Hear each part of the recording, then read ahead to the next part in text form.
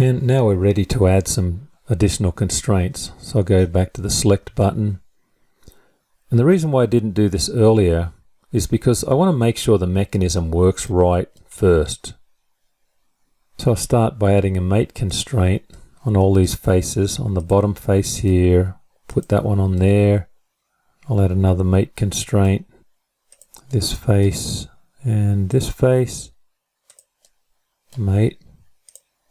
So I'm just mating all the leaves here.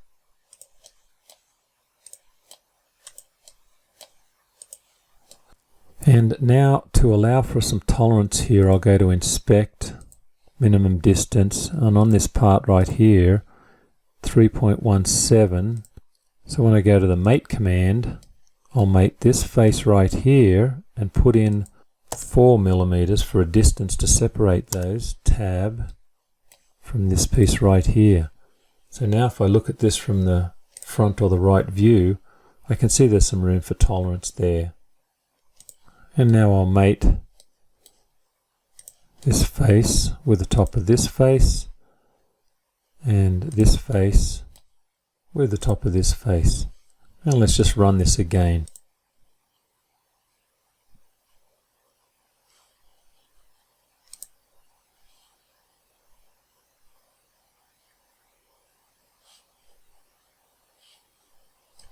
And let's also take a look at it from the bottom, from underneath, what it looks like when we run this.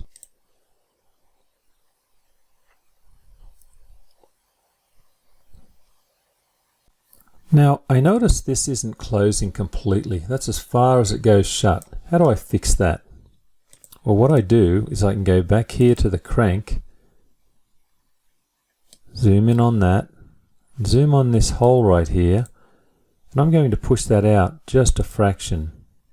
Not too fast, I'm going to go slow. And so I'll push that out 0.15 millimeters. Just small adjustments to start. Close and return. Look at it from the top view. Run. Let's see how much better that is. That's a lot better. You see how that's dramatically improved.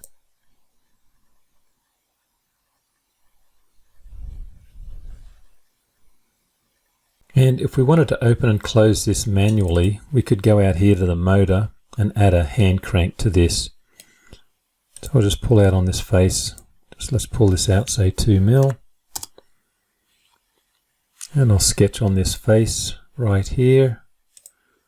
Get a circle at the center. Make that 10. Let's look at that square on. Add another circle out here. I'll drop a dimension on that and change it to 7, 2 tangent lines, add another tangent line on the circle, tangent to this circle, trim out these 2 pieces here, extrude, go to chain, pull that out 3 millimeters, and add a handle on this face right here. Lock to the center. I'll make that 4, and I'll extrude that out. And you could go and round a few things here too and just make that 12. I'll close and return. And there we have our handle.